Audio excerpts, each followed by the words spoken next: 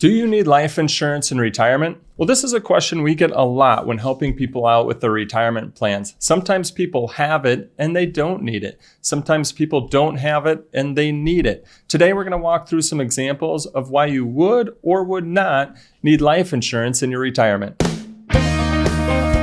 Welcome to the Your Life, Your Money podcast with Scott Searens, teaching you how to thrive in life, wealth, and retirement. Welcome to another episode of The Retirement Show, all about your life, your money, and your retirement. I'm your host, Scott Searens, and my goal is to help you thrive in life, wealth, and retirement.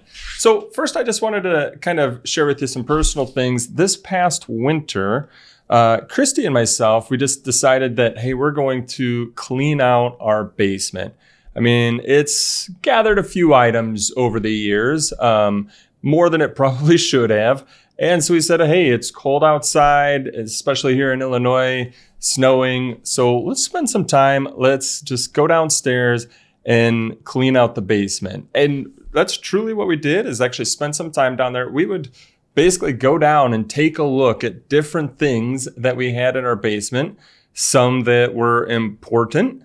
And so we looked at it and we said, hey, we need to keep this around. We need this. It's for whatever. And then I had some old tools, battery powered tools that, for instance, the batteries didn't work anymore. There's no more charger. And you know what? It was a brand that doesn't even exist anymore. So we had these around, but they're not worth anything. We don't need them anymore. They don't bring any value or benefit to us. And so guess what we had to do? Throw it away.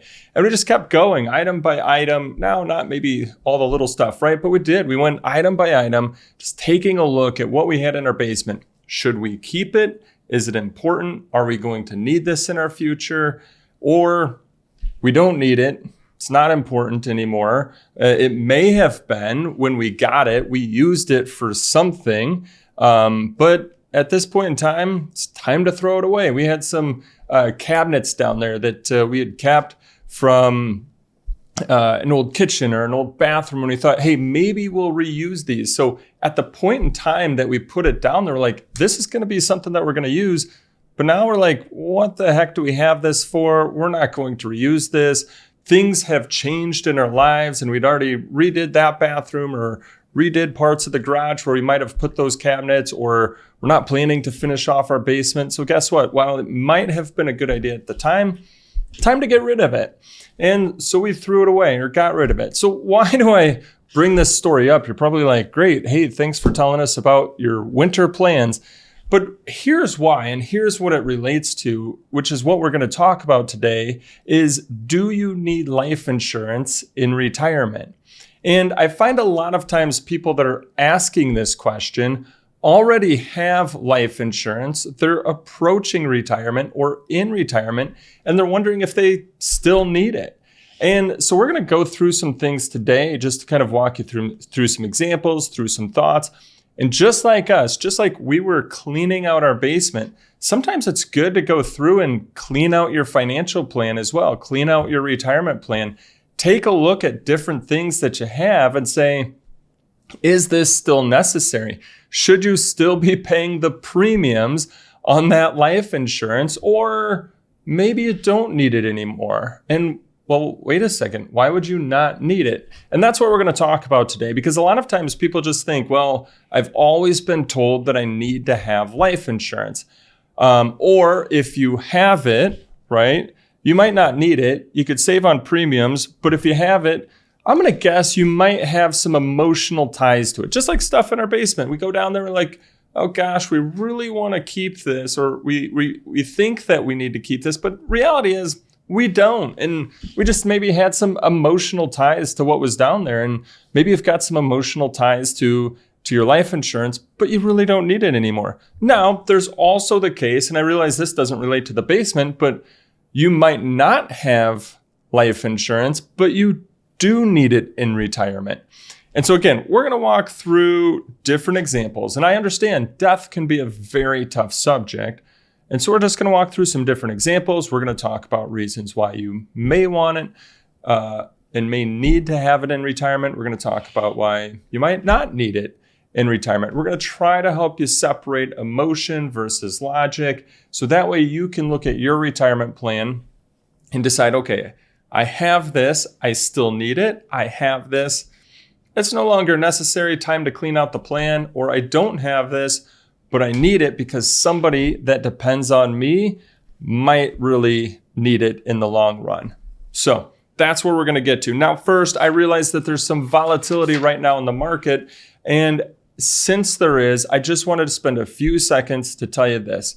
Focus on your investment strategy. Again, focus on your investment strategy and not what you're hearing in the news, not what you're hearing from maybe some sort of celebrity or something like that. And here's a good reason of why not to focus on what some celebrity might be saying. So take a look at this article from US News. And for those of you that aren't watching on YouTube, we'll make sure that we put a link to the article in the show notes. Robert Kiyosaki's track record on predicting stock market crashes. So here we go. Robert Kiyosaki, if you have or haven't heard of him, he was the author of Rich Dad, Poor Dad, kind of we'll say a financial book a little bit. And I've read the book, and actually I thought it was a good book. However, Robert Kiyosaki, who is not an investment advisor, not a financial advisor, he wrote one book that, went very popular in regards to, discussing finances, now thinks that he can predict the stock market. But let's just take a look. And here's the thing. A lot of people out there think they can predict what's going to happen in the stock market, but nobody tracks them. But I thank whomever did this here. The article's by Wayne Duggan, who actually tracked Robert Kiyosaki's predictions. So let's take a look. All right, so if we scroll down here, April 7th, 2011, he tweeted out, "For the educated, an economic crash is the best time to get rich." Guess what? The crashing is not over. So he's saying, hey, crashing's not over. He's trying to scare people, thinking that the crash is still, or there's another crash coming, or something's going to happen. Let's take a look. What happened? In the year following his April 7th tweet, the S&P 500 generated a total positive return of 3.7%. Let's see, while the S&P did drop from a 2011 high of around 1370 to a low of around 1074, it came nowhere close to its 2009 lows of 666. So, and then like I said, the following year, 3.7%. So was Robert Kiyosaki's tweet right or wrong? Well, it was wrong. So let's keep going here. I'm just going to kind of go, over to some different ones. Here's one, September 1st, 2015 tweet. "I've been predicting since 2002 that we would see a stock market crash in 2016. All right. Let's see. Kiyosaki's followers might argue the 2016 market volatility that had dropped the S&P 500 from around 2050 to as low as 1810 is the crash he was predicting, but it was less than 15%. So less than 15% is not even a market crash. And then it says, and then by the end of 2016, the next year, the S&P 500 had generated a 9.5% gain. Now there's one in here. He actually throws in Warren Buffett. He says, April 17th, 2020, crash only beginning. Buffett says, when tide goes out, you see who's been swimming naked. Billions of naked swimmers, sad. Very interesting. So he actually, and we all remember 2020, that's when, a lot of us remember the COVID-19 pandemic. And yes, there was a huge market decline. Guess when he tweeted this?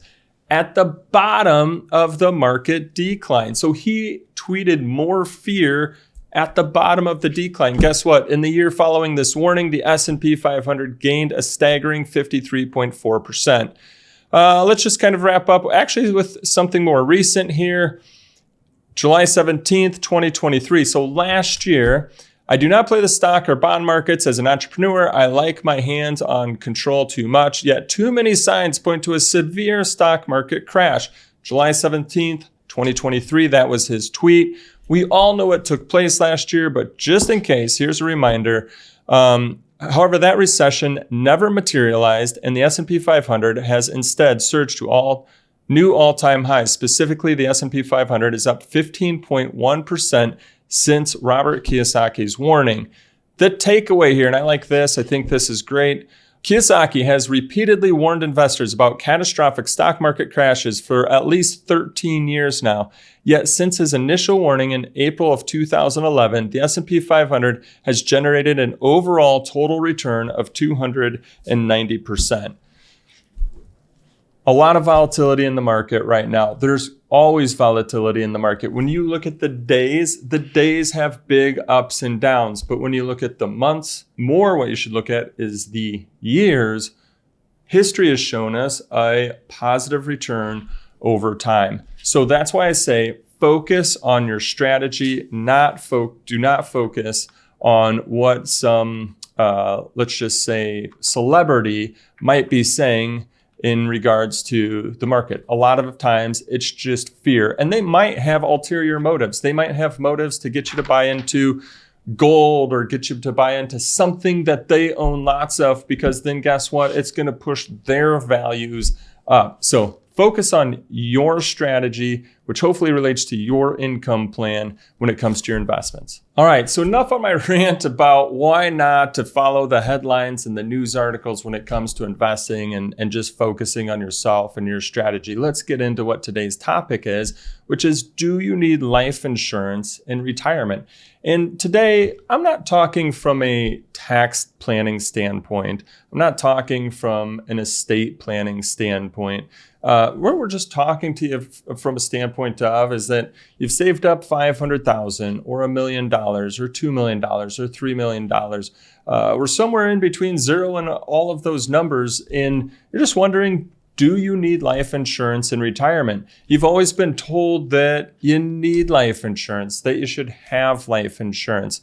And so you're wondering, should you have it in retirement? Maybe you have a policy and you're wondering, do you still need it in your retirement? Maybe you don't have a policy and you're wondering, do you even need it in retirement? And you know what I find is that sometimes people, companies, I'll say especially salespeople, can really overcomplicate life insurance. And salespeople can do it especially if they're just trying to do what? Sell you something.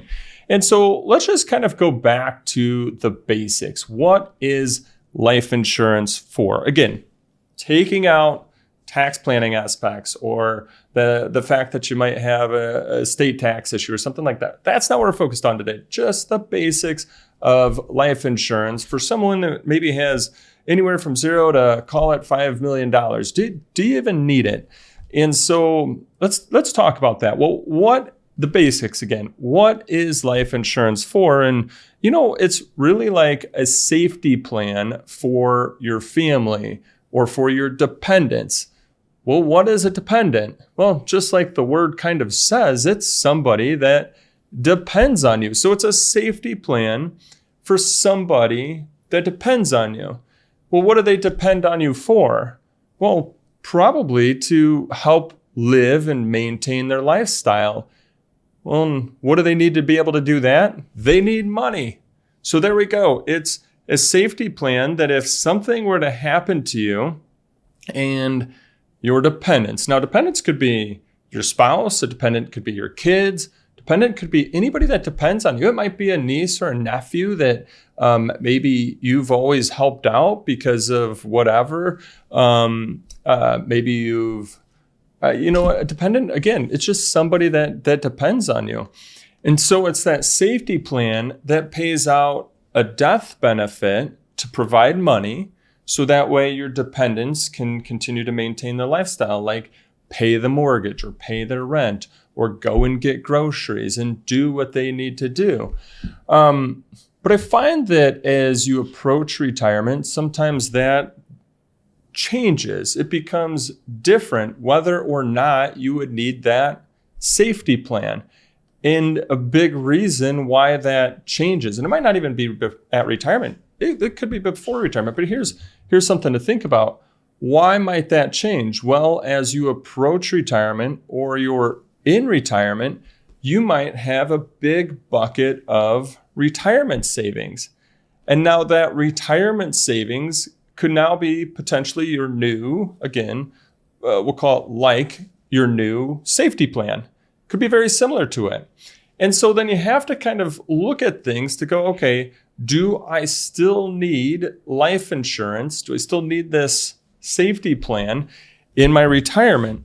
And what I want to do is walk through, hey, if you're single, do you need life insurance in retirement? I want to walk through and why yes and why no. If you're a couple, do you need life insurance in retirement? Why yes, why no? And so want to walk through those different things here so that way you can take a look at your situation. And kind of like I was given that analogy earlier that we were cleaning out our basement, I want you to take a look at your retirement plan and understand what do you still need in there. And again, try to separate emotion versus logic. Is this something that maybe you no longer need, could get rid of, stop paying the premiums, and save yourself some money?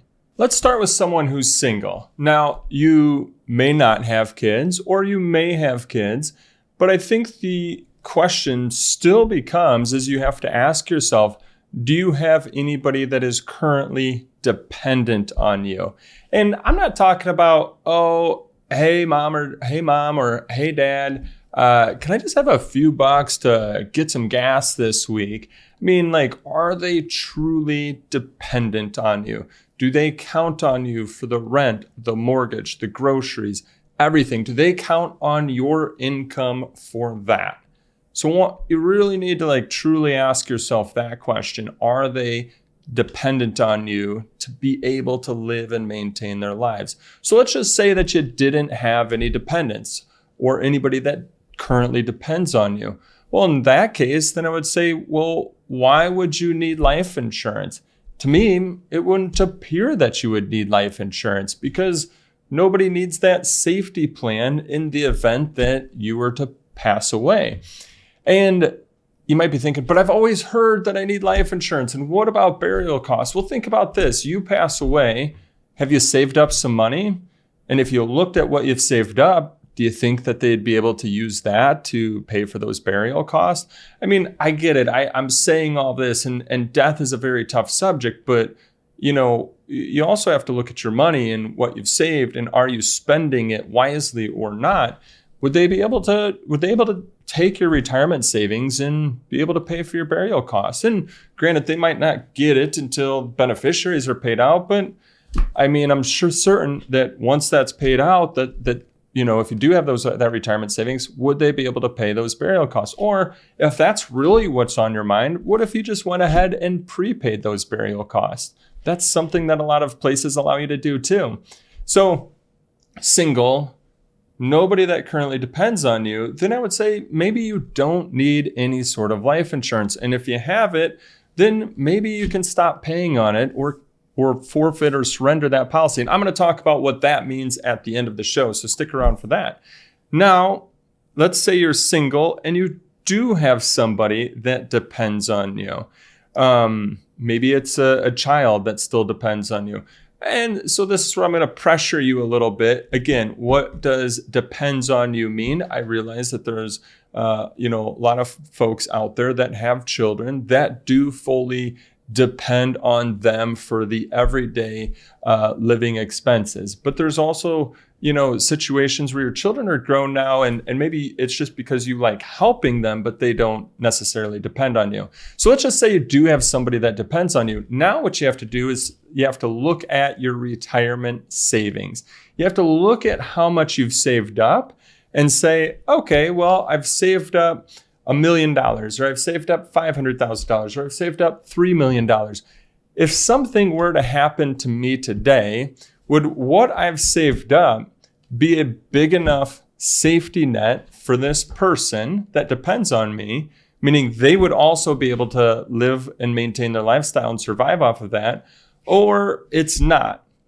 So if it is, well, then again, maybe you don't need life insurance. But if it's not, well, then maybe you actually do need life insurance. And because you need to create that safety plan, again, that if something were to happen to you, that death benefit would pay out to give them enough to live off of. Again, just go back to the basics of what life insurance is for, not some emotional gift or anything like that. It's what it's really for is a safety plan that if something were to happen to you, would that dependent, that person who depends on you, be able to live and maintain their lifestyle? Okay, from here, let's move on to couples. And so as a couple, you do have somebody that depends on you. You have your spouse that depends on you and is a dependent. And so it does become a little bit different here, because if one of the two of you were to pass away, you have to look at what income streams would you lose. And based on those income streams that you would lose, again, is there enough in your retirement savings that the person would be able to maintain off of that? And here's why I bring all of this up. All too often when working with clients and going through their overall retirement plans, and again, cleaning up on their retirement plans when they first come to us, a lot of times they've never put together a net worth statement. Net worth statement means that you put together all of your assets, and then you put your liabilities, and okay, you say assets minus liabilities, that's net worth. But even just putting together the investable assets, monies that can be utilized to spend, pay bills, live your lifestyle, etc., putting together those investable assets, a lot of times people haven't even looked at that. So they're not certain what their number is, how much they've saved up. Yes, people with $1 million, people with $2 million, they're actually not sometimes certain what that number looks like. And I think that once you actually see that number, it helps you visualize that, okay, is this $50,000, $100,000, $200,000 life insurance policy that you got 50 years ago, is it still necessary? Is it actually going to help the person that depends on you if you were to pass away? So again, sometimes putting it all together and cleaning it up is a big help. So as a couple, you need to understand what income sources are you going to lose, and then would your dependent, your spouse, be able to still maintain based on the income sources that are left and the money that you've saved up. Now, here's why this becomes important. Let's just say we've got Bob and Jane here, and we're going to walk through a couple different examples. So Bob and Jane, they've both got Social Security. Let's just say that's their only income sources that are coming in. So Bob's got $3,000 a month. Jane's got $2,000 a month. That's $5,000 a month times 12, $60,000 a year. Now, let's say Bob passes away. Well, you only get to keep one of the two Social Securities. You keep the higher of the two. So they're going to go from $60,000 a year. They would only keep Bob's Social Security, which means now they've got only Jane only has $36,000 a year coming in. If they had nothing saved up, that's a big hit to Jane. That's a $24,000 a year reduction. And if she's got nowhere else to go to get the income, guess what? She's either got to reduce her lifestyle. Well, I guess that's really what she's got to do. She's got to reduce her lifestyle. She's going to have to make a lot of cutbacks. Or a couple other options. One, they have life insurance on Bob's life and Jane's life, right? Because either one of them passes away, that's a $24,000 lifestyle hit. So that's a reason why maybe then they would want to have life insurance in retirement. Now, let's just say Bob and Jane, they were just living off their Social Security, but they had $1 million saved up.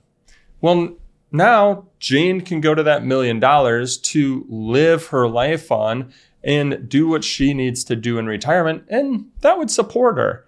So do they need life insurance in retirement then? Well, in that case, because of what they've saved, they no longer need it. So a lot of times when it comes to couples understanding if they need life insurance in retirement, you have to kind of do some what if testing. You have to say, okay, what if Bob passes away? What if Jane passes away? And then based on how much is saved up, would the remaining spouse be okay?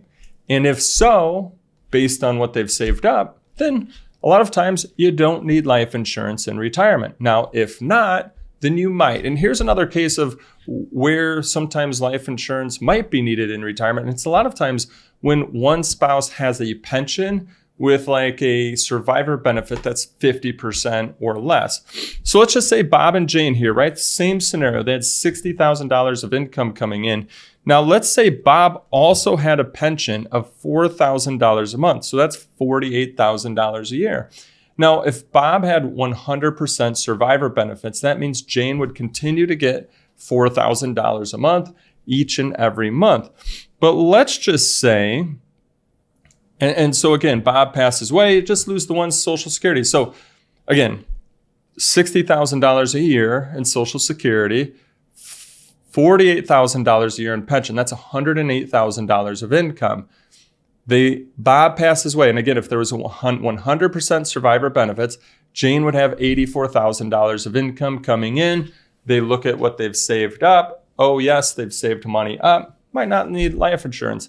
Now, let's just say Bob took the option of 0% survivor benefits when he claimed his pension, meaning Bob passes away, the $48,000 pension goes away. So now they go from $108,000 a year. They lose one Social Security, that's $24,000. They lose the $48,000 pension. So Jane, who is the remaining spouse here, goes from, when her and Bob both were to, when Bob was around, they had $108,000. Now that it's just Jane, $36,000 a year coming in of income. Now they might look at what they've saved up and say, wow, that's a huge hit if Jane wants to continue to maintain her lifestyle. So guess what? Jane should probably get some life insurance because maybe they don't have enough saved up, or they look at what they've saved up and it is enough.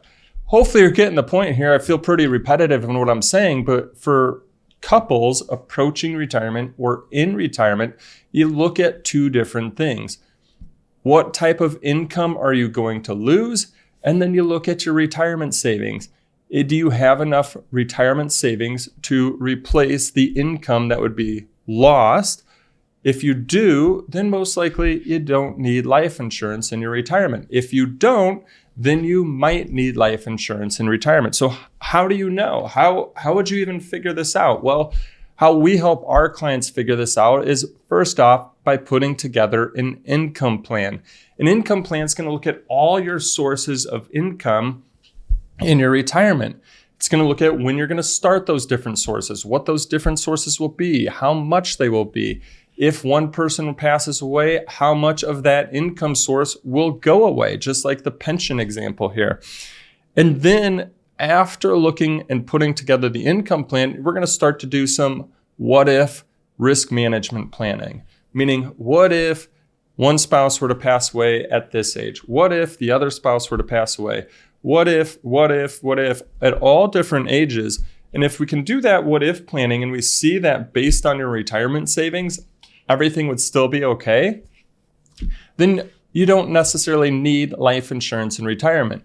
Now, if we do that what if planning and we're like, well, you know what, because of the loss of the pension or because of the cut in Social Security and what you have saved up, I don't know that's going to, replace everything, then you might have to start making decisions. You're going to have to maybe start making decisions to say, okay, are you okay with reducing your lifestyle?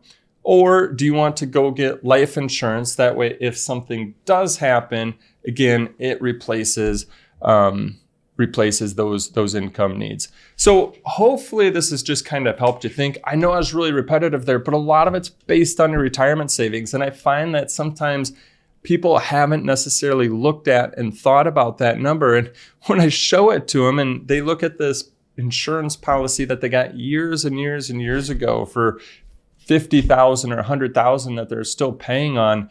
And they're like, well, wait a second. Either one of us would be able to survive based off of what we've saved up. Why are we still paying on this? Again, it's just like cleaning out the basement. It sits down there forever until you actually pick it up and go, is this still necessary? We're never going to use this. Let's get rid of it. Let's clean things up a little bit. Now, let's just say you do decide to clean up your retirement plan. You do decide that, you know what, maybe we don't need this life insurance anymore. Well, what are some possibilities with that? Well, it all depends on what type of policy you have. Like, for instance, term insurance, you're just going to call the company and say that, hey, you want to cancel the insurance and stop paying the premiums. Maybe you've got some sort of whole life or universal insurance, something that, let's just say, has built up some sort of cash value to it. Well, what you can do is you can surrender the policy, which means cancel it, and take that cash value. They're going to pay out that cash value. Now, be aware, there's some tax planning that you need to understand when you're going to take the cash value from a policy, depending on how much cash value it has on it. So that's one thing. Now, every policy is different, and you want to make sure that you talk to a financial professional as well as your insurance company.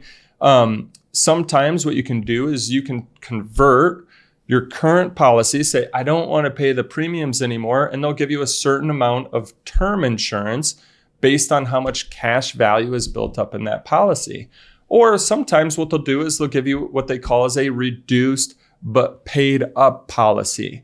Meaning, let's just say you had a death benefit for $100,000 and you're like, I don't want to pay these premiums anymore. I don't need the life insurance. But for me, it's just I don't want to pay the premiums anymore. Well, a lot of times then what you can do is get reduced paid up. They might take that $100,000. I'm just really making stuff up today. Again, you have to go to your company and your policy. They'll say, okay, we'll give you a $40,000 death benefit, but you no longer have to make premium payments any longer. So basically, you're keeping the life insurance, but no longer making the premium payments on it. So I hope this really helps you take a look at your life, your retirement plan. Get that question a lot. A lot of times it's from people that already have life insurance and they're paying premiums on it still. They already know the answer, but they're just emotionally tied to the life insurance. But they already know the answer because they know what they've saved up. They've saved up $1 million or $2 million or $3 million. They know that the other person, their dependent, will be okay if they were to pass away based on what they've saved up. And sometimes it's just taking a look at the numbers to go, oh, everything will be okay. We no longer need this anymore. So we're going to stop paying on this and cancel our policy. But I get it. There's like some emotions that are really tied in there, especially if you've paid into it for years. So hopefully this helps just take a look at your plan, your policies, and understand, is it right for you?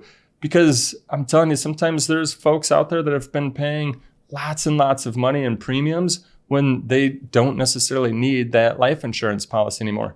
But as I had said, if you have dependents, people that are depending on your income, and you don't have enough saved up, or it's going to be too drastic of an income loss for them to be able to maintain their lifestyle, then maybe you still do need life insurance in retirement. But make sure that you have enough, because I find sometimes a lot of these old policies that you may have gotten 20 or 30 or 40 years ago wouldn't probably make up for the loss and wouldn't actually replace the loss. So then you have to do a whole nother aspect, which is to make sure that you have enough protection in place. So hopefully this helps you take a look at things.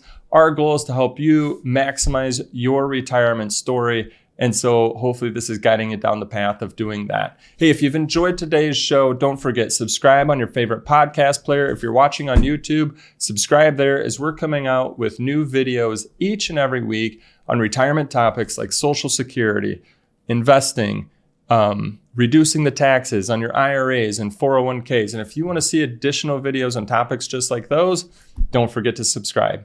Thanks, and have a great day.